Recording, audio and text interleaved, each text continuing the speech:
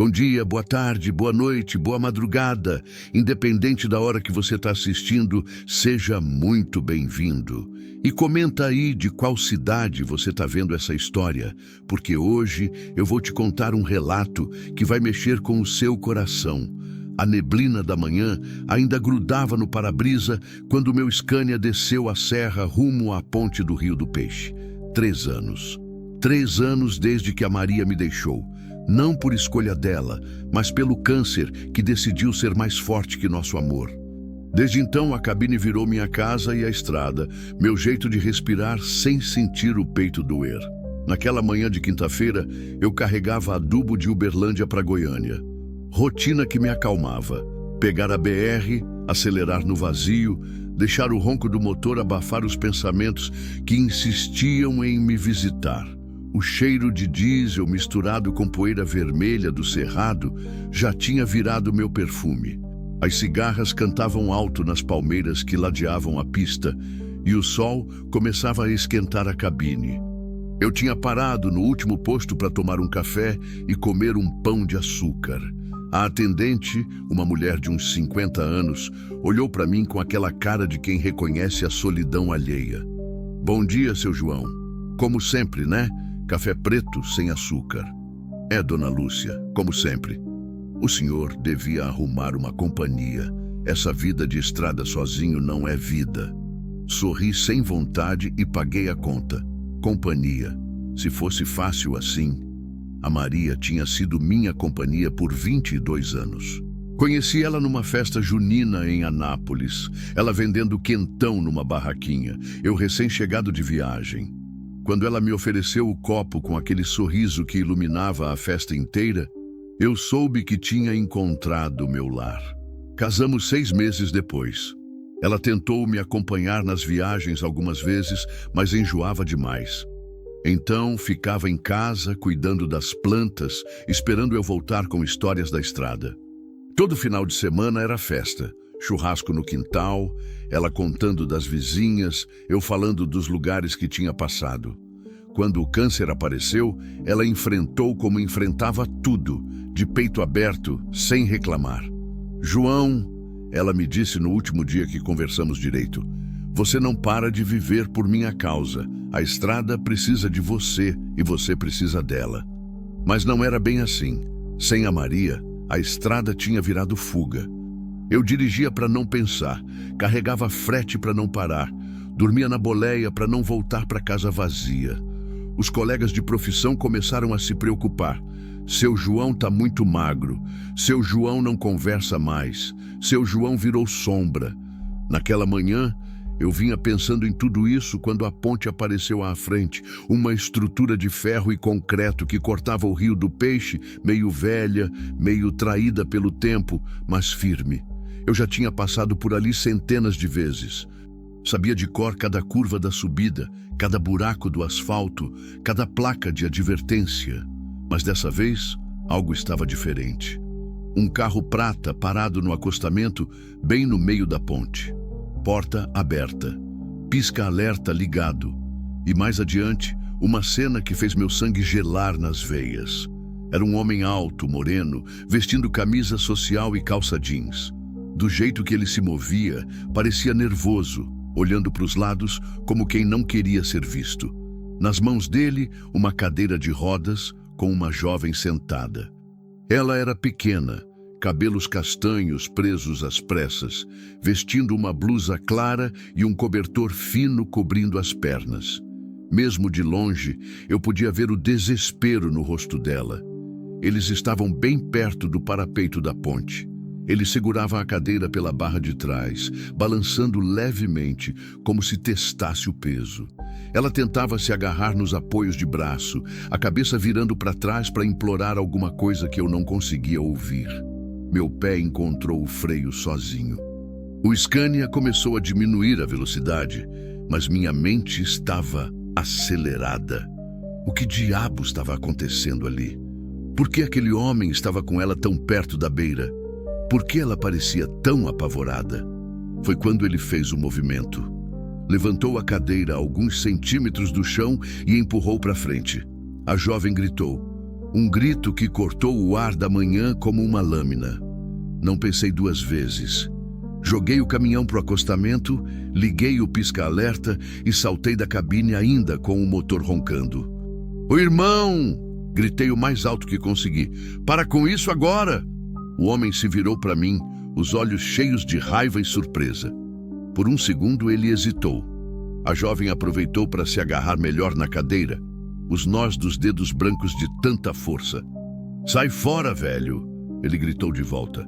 "Isso não é problema seu. É problema meu, sim!" Respondi, me aproximando devagar, as mãos abertas para mostrar que eu não estava armado. "Larga a moça e vamos conversar como gente civilizada." Mas ele não era gente civilizada. Era bicho acuado, e bicho acuado faz besteira. Ele empurrou a cadeira com força para o parapeito. A roda da frente bateu no concreto e a cadeira virou. A jovem escorregou, mas no último segundo conseguiu agarrar num vergalhão torto que sobressaía da estrutura da ponte. Metade do corpo dela ficou pendurada no vazio, as pernas balançando sobre o rio lá embaixo. "Socorro!" A voz dela saiu fraca, quase um sussurro. "Por favor!" O mundo inteiro parou. O barulho do rio, o canto das cigarras, até o vento pareceu segurar a respiração. Só existia eu, ela pendurada ali, e o desespero batendo no meu peito como um martelo. "Ana!" O homem gritou, mas não era grito de socorro. Era grito de raiva. "Você tinha que ter morrido há muito tempo, Ana." O nome dela era Ana. Corri até a cabine e peguei as cintas de carga que sempre levava amarradas atrás do banco. Cordas grossas, resistentes, feitas para segurar toneladas. Enquanto desenrolava uma delas, outros carros começaram a parar. Um motociclista, 2 carros de passeio, outro caminhoneiro vindo do sentido contrário. "Alguém liga para a PRF!" gritei. "E segurem esse desgraçado!" O ex-marido tentou correr, mas o motociclista e um dos motoristas bloquearam o caminho dele. Enquanto isso, eu amarrei uma ponta da cinta no para-choque do Scania e passei a outra pelo meu peito, fazendo uma espécie de rapel improvisado. "Ana!" gritei para ela. "Olha para mim. Qual seu nome completo?" Ana Clara." Ela conseguiu responder, a voz tremendo. "Ana Clara. Eu sou João. Você vai ficar bem, ouviu? Não solta daí." Deitei de bruços no asfalto e comecei a me arrastar para o parapeito. O motociclista segurou meu cinto por trás. O outro caminhoneiro travou o fluxo no outro sentido da ponte. De repente, tinha uma corrente humana se formando ali. Gente que nem se conhecia, trabalhando junto para salvar uma vida. Centímetro por centímetro, fui me aproximando. Ana estava a uns 2 metros de distância, os braços tremendo de cansaço e medo. O vergalhão que ela segurava parecia estar se soltando do concreto. "Não aguento mais", ela gemeu. "Aguenta sim", respondi, esticando a mão. "Hoje a estrada parou por você, Ana Clara. Isso quer dizer alguma coisa." Consegui tocar os dedos dela. Pele gelada, pulso acelerado. Com cuidado, passei a cinta por baixo dos braços dela e amarrei no meu peito. O motociclista e mais 2 homens que tinham parado me ajudaram a puxar. Devagar, muito devagar, fomos trazendo Ana de volta para o mundo dos vivos. Quando ela finalmente pisou no asfalto da ponte, desabou no meu colo chorando. Um choro silencioso, só com o corpo inteiro balançando. Tirei minha camisa de flanela e cobri as pernas dela, que estavam arranhadas e sangrando. "Tá tudo bem agora", murmurei, passando a mão no cabelo dela. "Você tá segura." Foi quando ouvi a sirene se aproximando. A PRF chegou com 2 carros e uma ambulância do SAMU logo atrás. O som das sirenes ecoava pela ponte, misturado com as vozes dos curiosos que tinham parado para ajudar.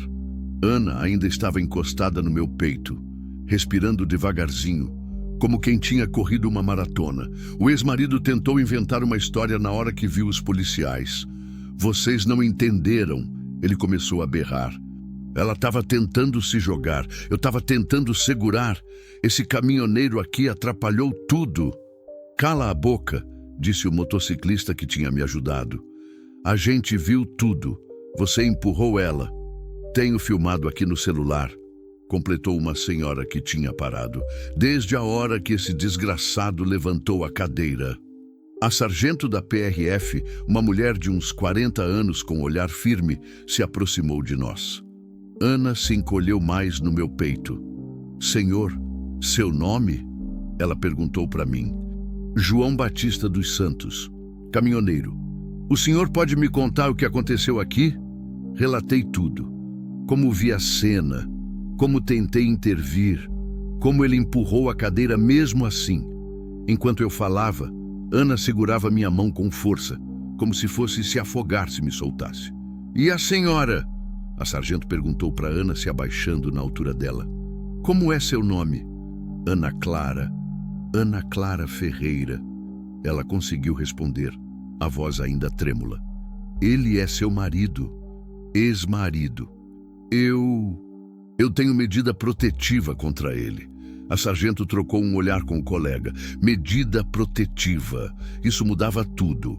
Onde está essa medida protetiva, Ana Clara? Na bolsa, que ficou no carro dele. Ela olhou para o Civic prata parado no acostamento. Enquanto um dos policiais ia buscar a documentação, o outro algemou o ex-marido, que continuava inventando desculpas. Ela me ameaçou, disse que ia se matar e botar a culpa em mim. Eu só estava tentando ajudar. Ajudar empurrando ela da ponte? Perguntou a sargento, sem conseguir disfarçar o nojo na voz. Os paramédicos do SAMU se aproximaram com uma maca. Ana se agarrou mais forte no meu braço. Não me deixa, ela sussurrou. Eu vou com você no hospital, prometi.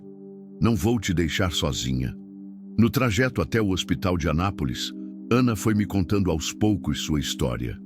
Casada há 5 anos com um homem que começou controlando as amizades dela, depois o trabalho, depois até a roupa que ela vestia. Quando ela ficou paraplégica num acidente de carro, causado por ele que dirigia bêbado, os abusos pioraram. Ele dizia que eu era um peso morto, ela contou, olhando para a janela da ambulância, que ninguém ia me querer assim, que eu devia agradecer por ele ainda me suportar. Isso não é verdade, respondi. Nada disso é verdade. Eu sei. Agora eu sei. Mas quando a gente ouve todo dia, começa a acreditar. No hospital, os exames mostraram escoriações nos braços e nas pernas, mas nada grave. O que me preocupava era o que não aparecia nos raios X. O medo nos olhos dela, o jeito que ela se encolhia quando alguém falava alto, como suas mãos tremiam quando mencionavam o ex-marido. A assistente social chegou 1 hora depois. Uma mulher jovem com cara de quem já tinha visto muita coisa ruim na vida. Ana Clara, você tem família aqui na região? Não, meus pais moram em São Paulo. A gente não se fala muito. Por quê? Ana abaixou a cabeça. Quando eu casei, ele disse que minha família não gostava dele. Foi criando confusão, inventando brigas, até eu me afastar de todo mundo. Quando aconteceu o acidente, eles tentaram me ajudar, mas ele não deixava eles me visitarem. Dizia que eles queriam me influenciar contra ele. Aquela história me deu um nó na garganta. Lembrei da Maria, de como nossa família sempre foi unida, de como era importante ter gente por perto nos momentos difíceis. Ana não tinha ninguém. Era só ela contra o mundo. E amigos? Insistiu a assistente social. Ele fez eu cortar contato com todo mundo. Dizia que eles tinham inveja da nossa felicidade. Felicidade. A palavra soou amarga saindo da boca dela. Quando a delegada chegou para tomar o depoimento oficial, Ana estava mais firme. Contou sobre as ameaças constantes, sobre como ele controlava até o dinheiro da aposentadoria por invalidez dela, sobre a medida protetiva que ela tinha conseguido 3 semanas antes. Por que você estava com ele hoje se tinha medida protetiva? Perguntou a delegada. Ele disse que ia me devolver umas coisas minhas, roupas, documentos. Eu achei que seria rápido, que não ia dar problema. E o que aconteceu? Ana respirou fundo antes de responder. Quando entrei no carro, ele trancou as portas. Disse que eu ia pagar por ter feito ele passar vergonha na delegacia, que eu não devia ter nascido e que ele ia consertar o erro da natureza. A sala ficou em silêncio. Até a caneta da delegada parou de se mover no papel. Ele dirigiu direto para a ponte. Ana continuou. Disse que iam pensar que foi suicídio, que ninguém ia sentir falta de uma aleijada inútil mesmo. Senti a raiva subir pela minha garganta como bile. Quis encontrar aquele desgraçado e fazer justiça com as próprias mãos. Mas ao mesmo tempo, olhando para Ana ali, pequena e corajosa, falando sobre o pior dia da vida dela, com uma dignidade que me deixava sem palavras, eu entendi que ela não precisava de mais violência. Ela precisava de cuidado. O depoimento do senhor João Batista e os vídeos dos celulares que estão sendo periciados vão ajudar muito no processo, disse a delegada. Ele vai responder por tentativa de feminicídio qualificada. Quando todos saíram e ficamos sozinhos no quarto, Ana me olhou com uma expressão que eu não conseguia decifrar. João, posso te fazer uma pergunta? Claro. Por que você parou? Outro caminhoneiro qualquer teria passado direto. Pensei na resposta certa, mas só consegui dar a honesta, porque eu lembrei da Maria. Quem é Maria? Minha esposa. Era. Ela morreu há 3 anos. Ana ficou quieta por um tempo, processando. Ela ia querer que você parasse? Com certeza. A Maria sempre dizia que Deus põe as pessoas no nosso caminho quando elas mais precisam. E quando nós mais precisamos delas também. Você também precisava de mim? A pergunta me pegou desprevenido. Precisava? Fazia 3 anos que eu vivia no automático, dirigindo de uma cidade para outra, sem propósito, além de fugir da solidão. Fazia 3 anos que eu não tinha uma conversa de verdade com ninguém, que não me importava com mais nada, além de carregar frete e pagar conta. Mas ali, naquele quarto de hospital, olhando para os olhos castanhos da Ana, eu entendi que talvez a Maria tivesse razão. Talvez a gente se encontrasse na hora certa. Acho que sim, respondi. Acho que eu precisava lembrar que ainda tinha gente no mundo que valia a pena salvar. Ana sorriu. Um sorriso pequeno, ainda frágil, mas verdadeiro. Obrigada, João, por me salvar e por não me julgar. Não tem pelo que agradecer. E julgar o quê? Você é uma mulher corajosa que sobreviveu a um monstro. Não me sinto corajosa. Coragem não é não ter medo, Ana. Coragem é ter medo e continuar vivendo mesmo assim. Ela segurou minha mão. Fica mais um pouquinho? Até eu pegar no sono? Fiquei. Sentado numa cadeira desconfortável do hospital, olhando ela dormir, eu conversei baixinho com a Maria pela primeira vez em meses, sem sentir vontade de chorar. Obrigado por me mandar para a ponte hoje, meu amor.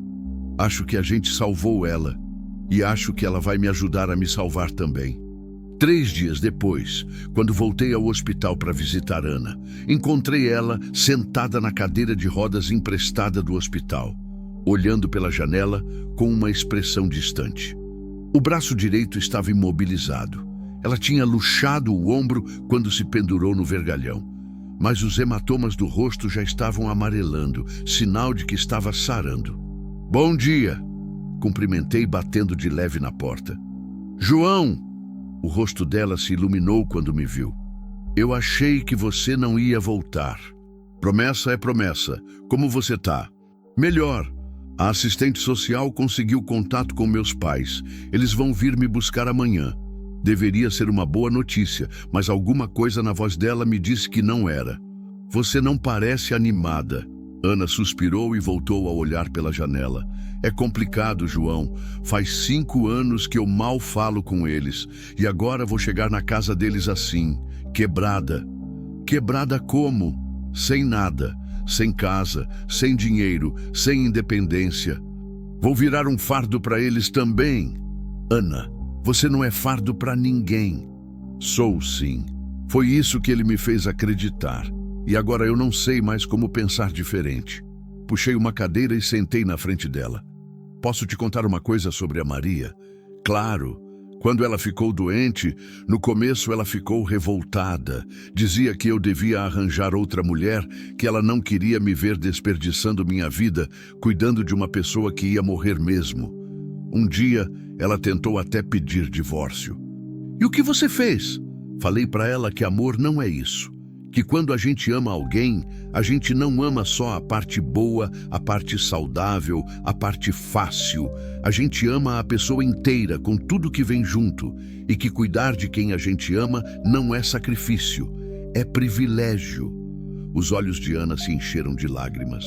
Seus pais te amam, Ana. Se eles estão vindo te buscar depois de tanto tempo, é porque o amor ainda está lá. Só estava esperando uma oportunidade de aparecer. E se não der certo? E se eu não conseguir recomeçar? Aí você recomeça de novo. E de novo. Quantas vezes for preciso. Naquele momento, meu celular tocou. Era meu chefe, o Sérgio, dono da transportadora. João, onde diabos você tá?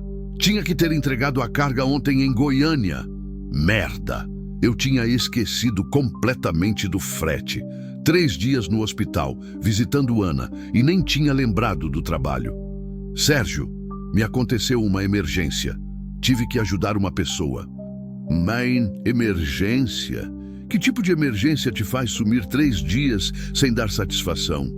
Expliquei rapidamente sobre a situação na ponte, sobre Ana, sobre tudo que tinha acontecido. Do outro lado da linha, silêncio. João, você precisa separar as coisas. Eu entendo que você quis ajudar, mas você tem compromissos. O cliente está furioso. Não vai mais querer trabalhar com a gente.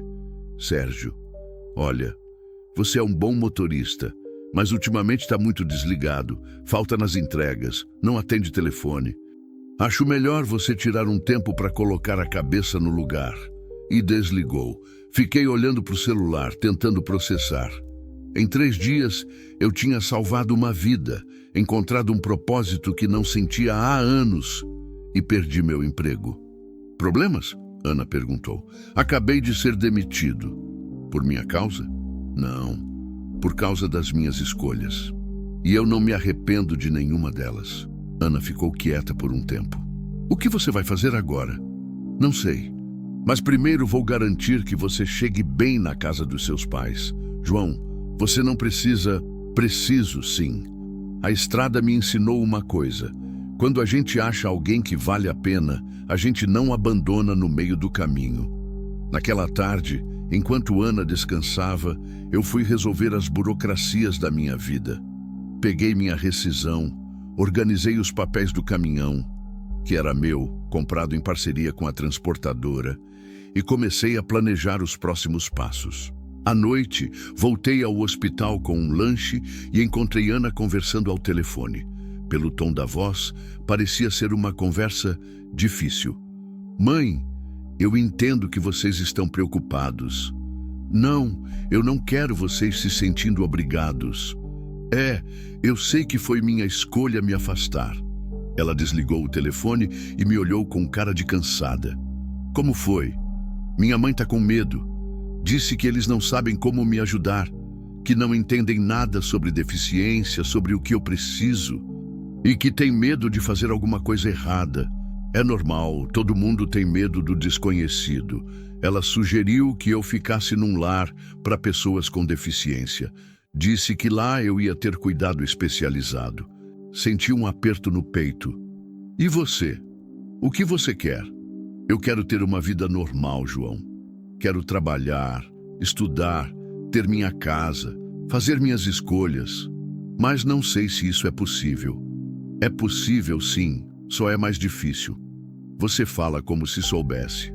Não sei, mas conheço gente que sabe.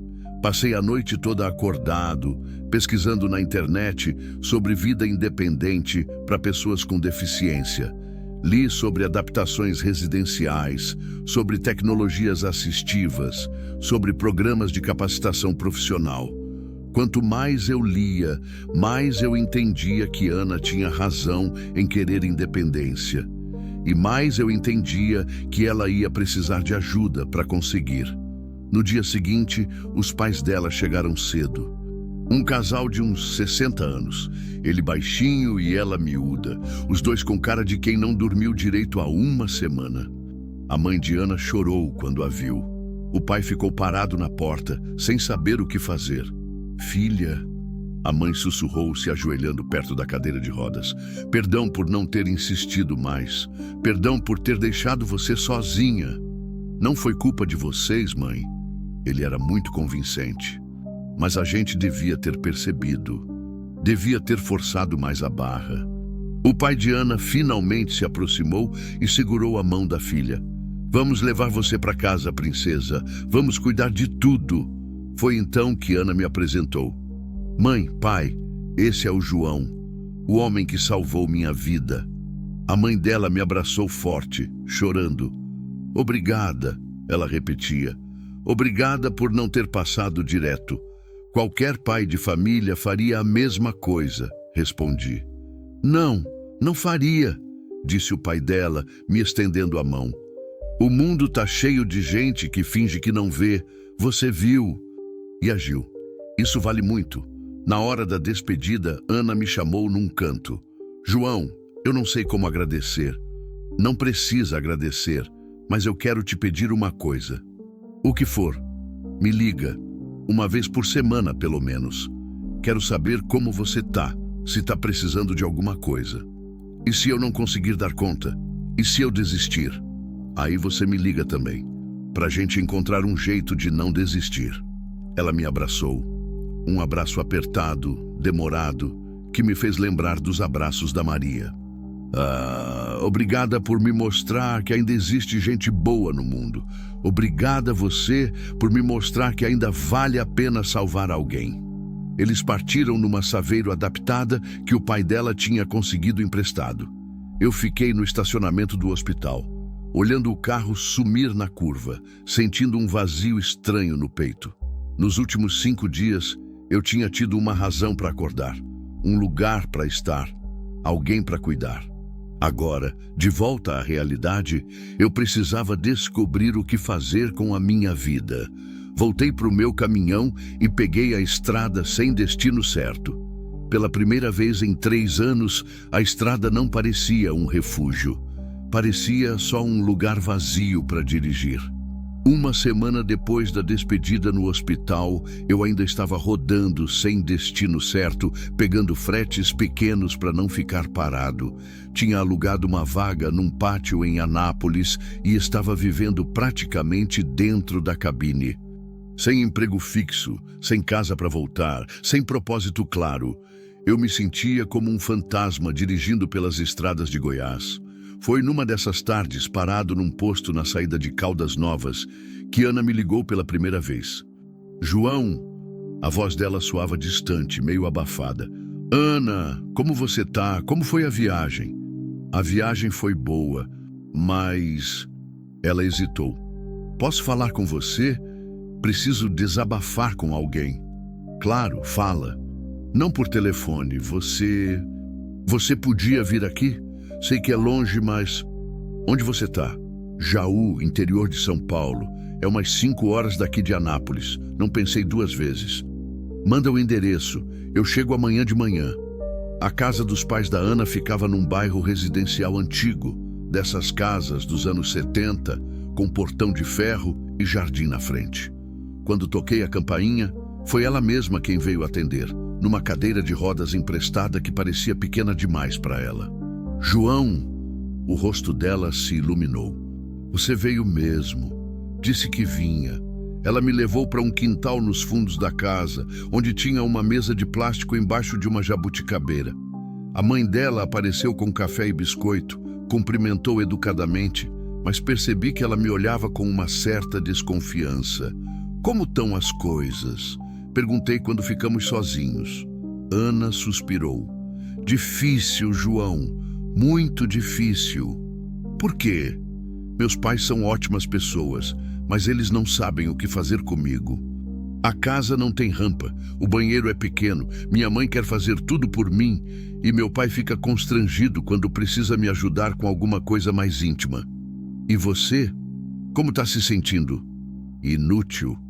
Mais inútil do que quando estava com ele. Pelo menos lá eu tinha minha rotina, minha casa adaptada. Aqui eu sou só um problema que meus pais não sabem como resolver.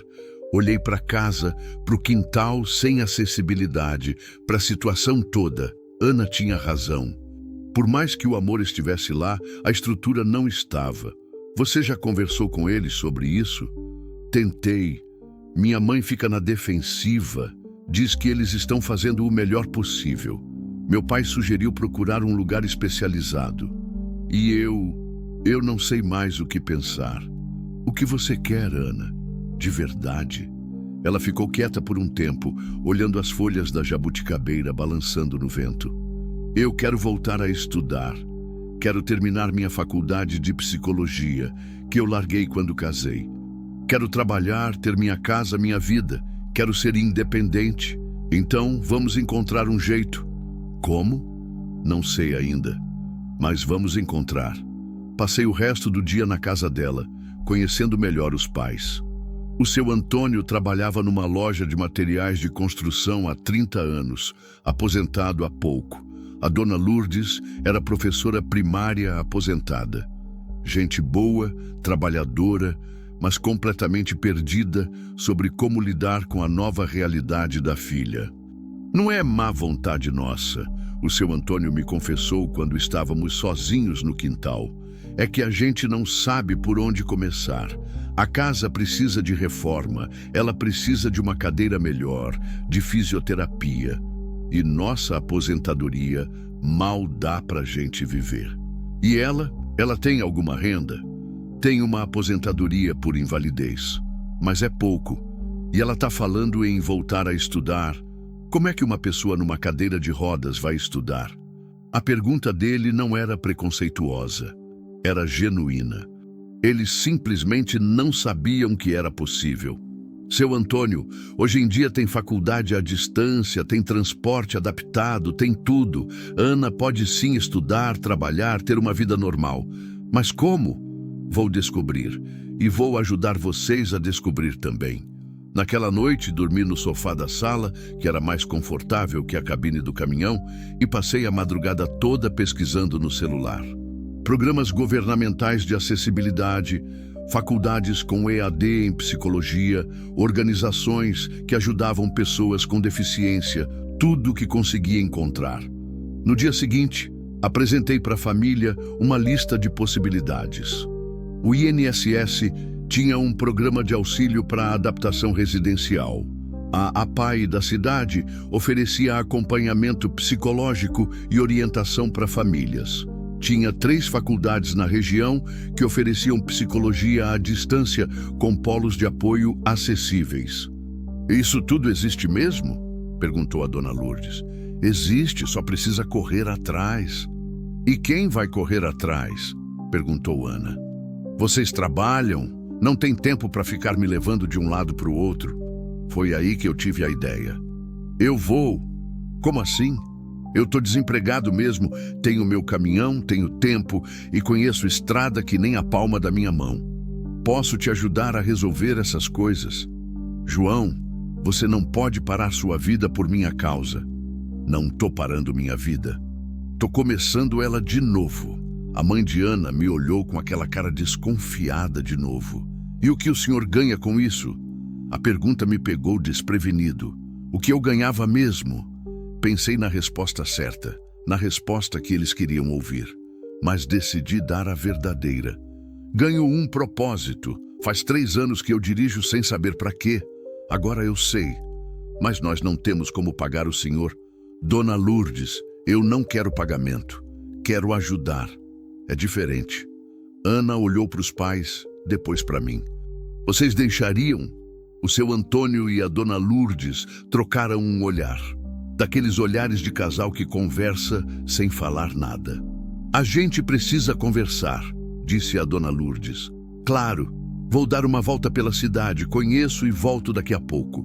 Passei 2 horas dirigindo pelas ruas de Jaú, uma cidade pacata do interior paulista, cheia de praças e casas antigas. Pensei na Maria, no que ela diria sobre essa situação. Lembrei dela falando sobre propósito, sobre como Deus coloca as pessoas no nosso caminho. Será que era isso mesmo que estava acontecendo? Quando voltei, encontrei a família reunida na sala. Ana estava com cara de quem tinha chorado, mas parecia mais aliviada. João, disse o seu Antônio, a gente conversou e a gente decidiu aceitar sua ajuda. Mas com condições, completou a dona Lourdes. O senhor fica aqui em casa quando vier para a cidade. Come na nossa mesa. E se a gente conseguir uma grana extra, o senhor aceita uma ajuda de custo. Não precisa de ajuda de custo. Precisa sim, interrompeu Ana. Gasolina custa caro, desgaste do caminhão também. A gente vai ser sócios nessa empreitada. Sócios. Gostei da palavra. Naquela tarde, fizemos o primeiro planejamento. Ana ia se inscrever no curso de Psicologia EAD de uma faculdade de Bauru. Eu ia ajudar ela a conseguir os documentos para o programa de adaptação residencial do INSS. Íamos juntos visitar a APAI e outros órgãos de apoio na região. Uma coisa por vez, eu disse. Não adianta querer resolver tudo de uma vez. E se não der certo? Perguntou Ana. Aí a gente tenta de outro jeito. E se não der certo de outro jeito? Aí a gente inventa um terceiro jeito. Pela primeira vez desde que a conheci, Ana riu. Uma gargalhada gostosa que encheu a sala inteira. Você é teimoso, né, João? A Maria sempre dizia que minha teimosia era meu defeito e minha qualidade ao mesmo tempo. Ela era esperta. Era. E acho que ela estaria orgulhosa da gente. Naquela noite, antes de dormir, fui até o quintal conversar com a Maria, como fazia sempre. Mas dessa vez foi diferente. Pela primeira vez em 3 anos, não senti peso no peito quando falei dela. Senti gratidão. Obrigado, meu amor, por me ensinar que cuidar de quem a gente ama é privilégio. Agora eu entendo que cuidar de quem precisa da gente também é. 2 meses depois, a rotina tinha se estabelecido. 2 vezes por semana, eu pegava a estrada de Anápolis para Jaú, levando documentos, buscando informações, acompanhando Ana nos compromissos. Nos outros dias, eu pegava fretes pequenos na região para bancar a gasolina e não pesar no orçamento da família. A casa estava começando a se transformar. O seu Antônio, que descobriu ser habilidoso com ferramentas, construiu uma rampa de madeira na entrada e alargou a porta do banheiro. A dona Lourdes aprendeu a fazer transferências seguras e parou de querer fazer tudo pela filha. Ana conseguiu uma cadeira de rodas melhor através de uma doação da APAI e se inscreveu no curso de Psicologia EAD. Tudo parecia estar caminhando bem até aquela terça-feira chuvosa de outubro.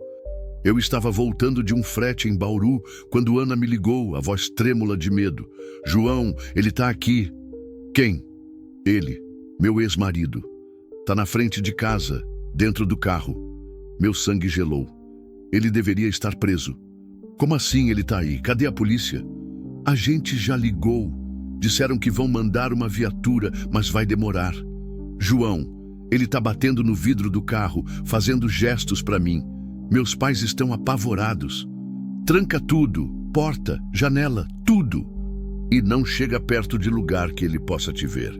Eu tô chegando em 20 minutos. Pisei fundo no acelerador. O Scania desceu a marginal de Jaú, rugindo como uma fera. Minha cabeça estava a 1000.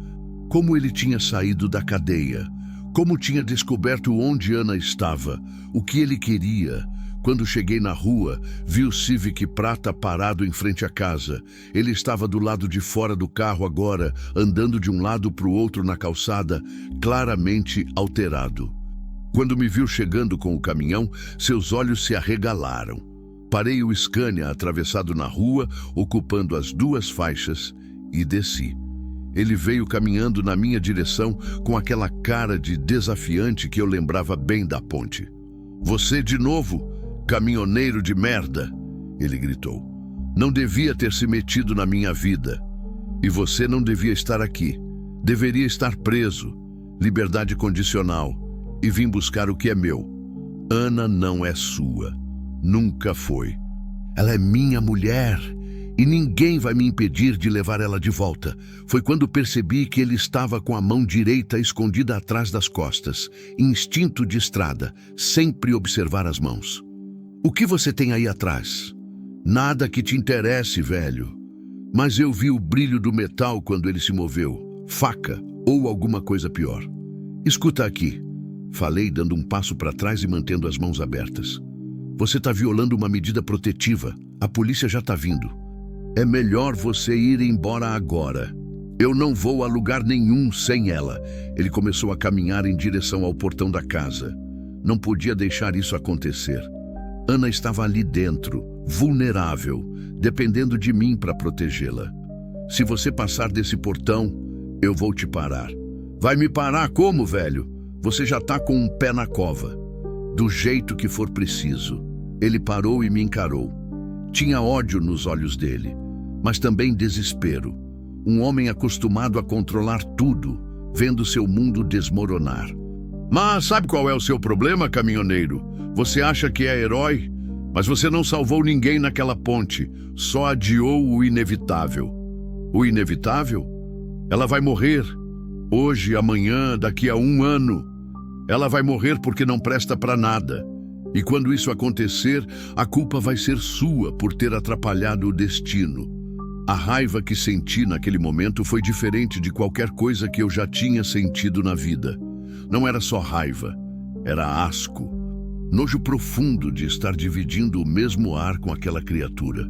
O único destino aqui é você apodrecer na cadeia pelo resto da vida. A gente vai ver. Ele mostrou a faca.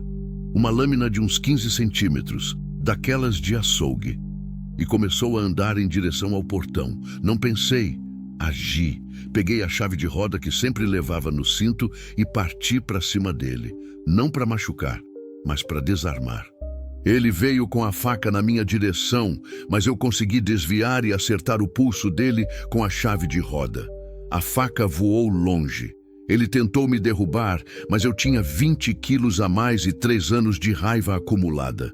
Consegui imobilizá-lo no chão, o joelho nas costas dele, segurando os braços. "Polícia!" gritei. "Alguém chama a polícia!" A sirene já estava próxima. O seu Antônio apareceu no portão com uma espingarda velha nas mãos. "Tá tudo bem, João?" "Tá, mas chama a Ana. Ela precisa ver isso." Ana apareceu na cadeira de rodas, empurrada pela mãe. Quando viu o ex-marido imobilizado no chão, alguma coisa mudou no rosto dela.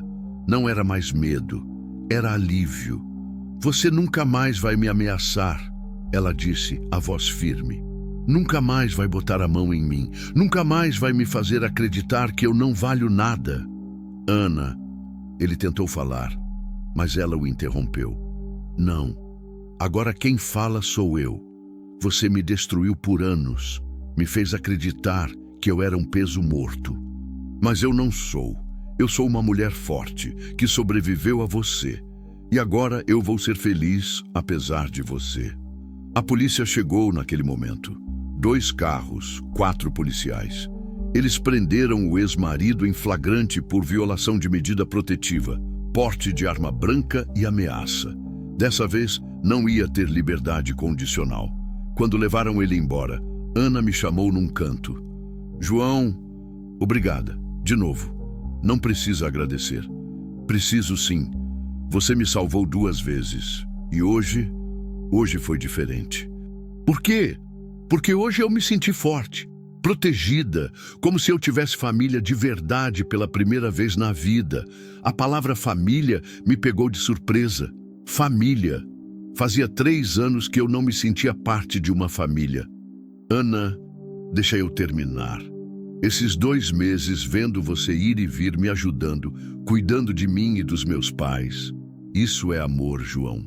Pode não ser o amor romântico dos filmes, mas é amor de família. E eu queria te perguntar uma coisa." "O quê? Você toparia parar de ir embora?" "Como assim?" Meus pais já conversaram comigo. Eles querem te oferecer o quartinho dos fundos para você morar aqui definitivamente, se você quiser, se não atrapalhar seus planos. Olhei para casa, para os seus pais na varanda, para Ana na cadeira de rodas, com aquele sorriso tímido, e entendi que talvez a Maria tivesse razão desde o começo. Talvez as pessoas aparecessem na nossa vida na hora certa mesmo. Meus únicos planos eram dirigir até morrer, respondi. Acho que eu prefiro ter uma família. Ana riu e me abraçou. E pela primeira vez em 3 anos, quando alguém me abraçou, eu não pensei na Maria com tristeza.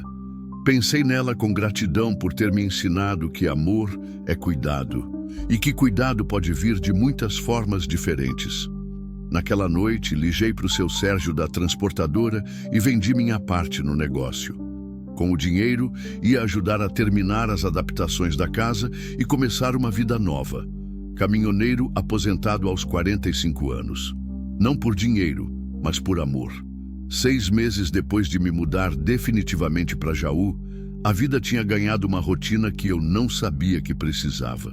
Acordava cedo, tomava café com a dona Lourdes, levava a Ana para o polo da faculdade 2 vezes por semana, ajudava o seu Antônio com os pequenos concertos da casa e à tarde ficava no quintal conversando com ela sobre os estudos. Ana estava no 3º semestre de psicologia e se destacando nas aulas. Os professores elogiavam a maturidade dela, a forma como ela relacionava a teoria com experiências de vida. É como se ela entendesse a dor humana de um jeito que os outros alunos ainda não conseguem, disse a coordenadora do curso numa reunião que fui acompanhar. Mas nem tudo eram flores. Ana ainda tinha pesadelos com o ex-marido. Ainda travava quando via carros parecidos com o dele na rua.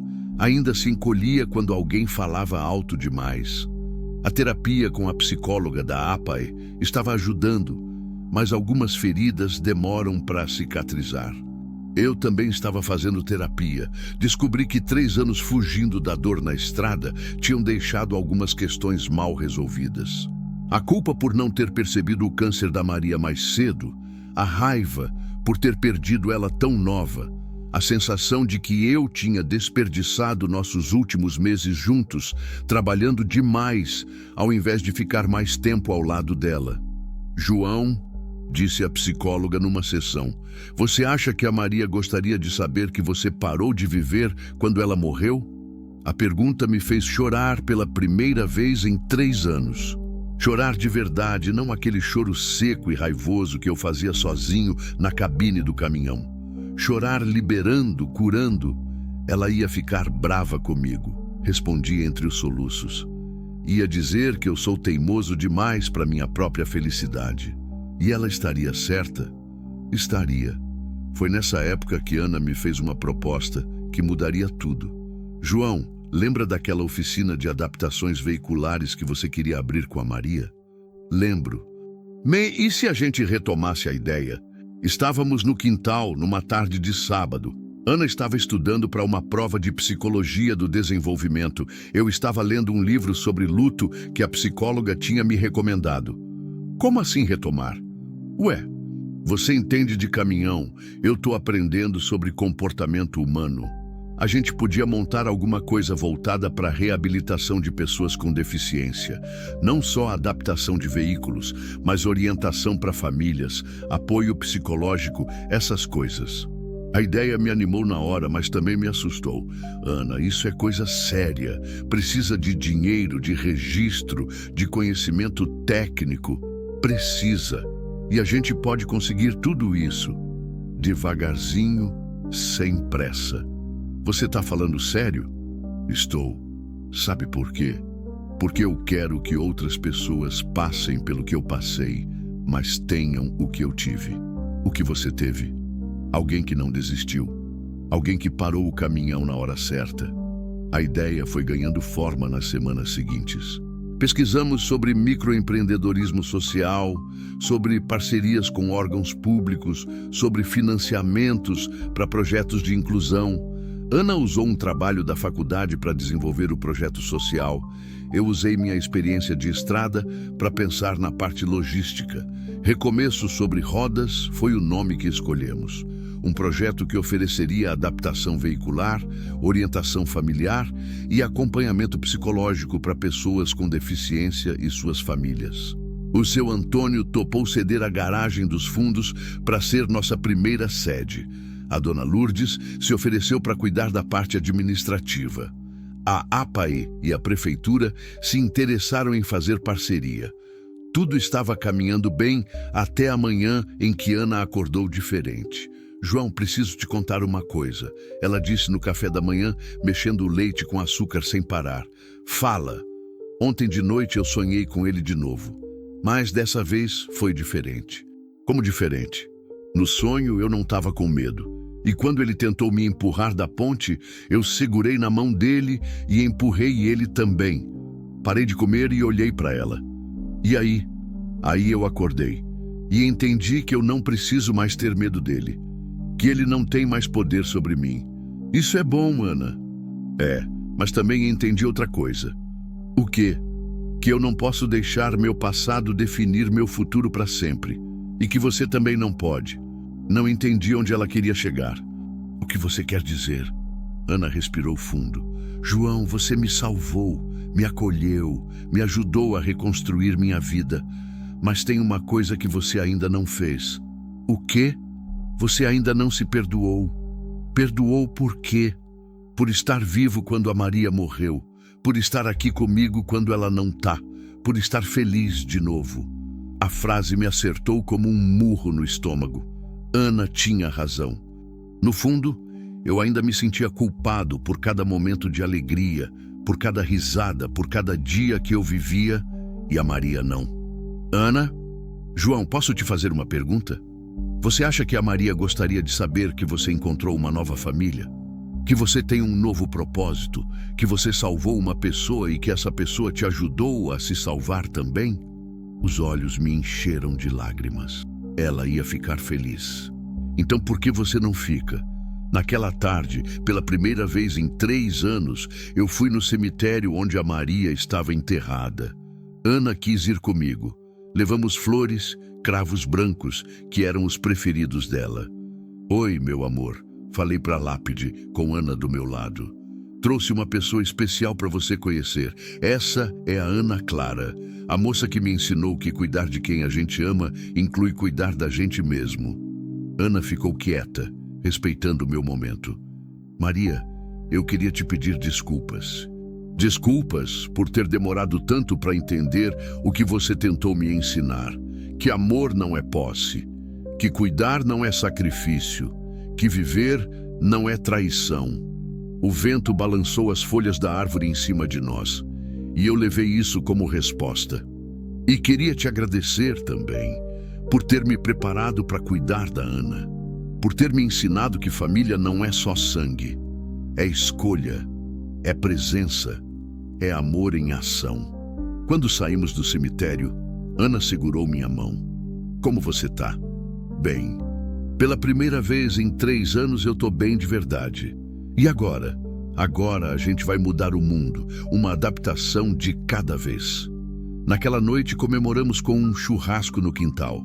O seu Antônio assou linguiça na churrasqueira improvisada, a dona Lourdes fez farofa e vinagrete, Ana organizou a mesa, eu fiquei responsável pelas bebidas. Família de verdade, escolhida, construída na base do cuidado e do amor. Durante o jantar, Ana me surpreendeu mais uma vez. João, tem uma última coisa que eu queria te perguntar. Agora? Agora? Fala. Você toparia ser meu pai de consideração, oficialmente? A pergunta me pegou tão desprevenido que eu engasguei com a cerveja. Como assim? Exatamente o que você ouviu. Quero que você seja meu pai. Não de sangue, mas de escolha, de cuidado, de amor. Olhei para o seu Antônio e para a dona Lourdes. Eles estavam sorrindo. A gente já conversou, disse a dona Lourdes. E a gente acha que seria perfeito. Você já cuida dela como se fosse sua filha mesmo. E nós ganhamos um filho postiço, completou o seu Antônio. Um filho que trouxe nossa filha de volta pra gente. Não consegui responder na hora. A emoção estava travada na garganta. João, Ana insistiu. Você topa ser meu pai? Topo, consegui falar finalmente. Topo ser sua família pelo resto da vida. Naquela noite, olhando as estrelas do quintal, conversei com a Maria pela última vez como viúvo solitário.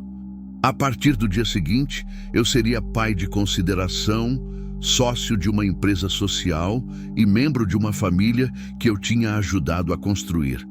Obrigado, meu amor, sussurrei para o céu. Obrigado por me ensinar que o amor não acaba quando a pessoa vai embora.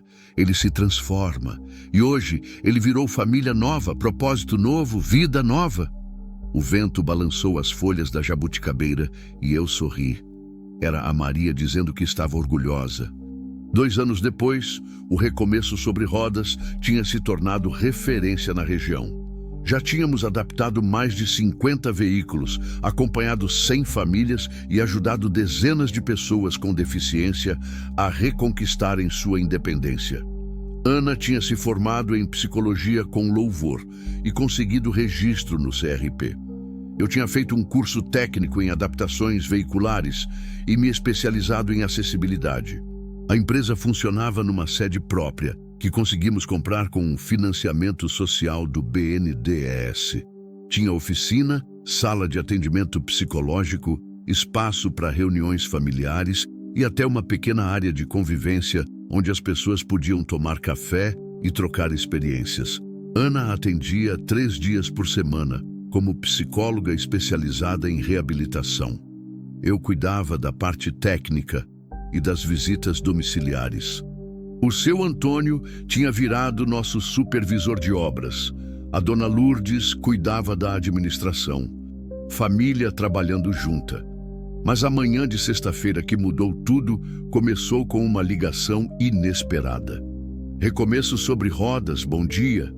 Alô, é do projeto que ajuda pessoas na cadeira de rodas? Isso mesmo, sou João, um dos coordenadores. Em que posso ajudar? Meu nome é Sandra. Eu vi uma reportagem sobre vocês no Jornal da TV. É que aconteceu uma coisa com minha filha. O tom da voz dela me alertou.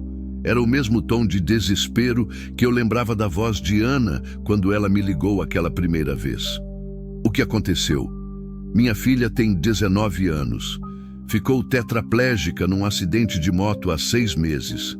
Desde então, ela não quer mais viver. Já tentou se machucar 2 vezes. Ontem de noite ela me disse que ia se jogar da janela do prédio. Meu coração disparou. A senhora quer vir aqui conversar? Ou prefere que a gente vá aí?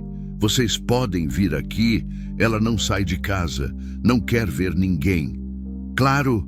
Qual o endereço? 1 hora depois, eu e Ana estávamos tocando a campainha de um apartamento no centro de Jaú. Quem abriu a porta foi uma mulher de uns 40 anos, olhos vermelhos de tanto chorar, cabelos despenteados. Vocês são do projeto? Somos. Eu sou João. Essa é Ana. A mulher olhou para Ana na cadeira de rodas e seus olhos se encheram de lágrimas. Ela era como você antes do acidente? Era, sim. Ana respondeu com gentileza. Andava, corria, dançava. O acidente mudou meu corpo, mas não mudou quem eu sou. Minha filha diz que mudou tudo, que ela morreu no acidente e sobrou só um fantasma. Como é o nome dela? Perguntei. Júlia. A Júlia está em casa? Está no quarto, trancada há 3 dias. Só sai para ir no banheiro. Ana e eu nos olhamos. Conhecíamos bem aquele território. Dona Sandra, a senhora deixaria a gente conversar com ela? Podem tentar, mas ela não fala com ninguém. Fomos até a porta do quarto. Ana bateu de leve. Comente. Deus é fiel se vós chegou até aqui.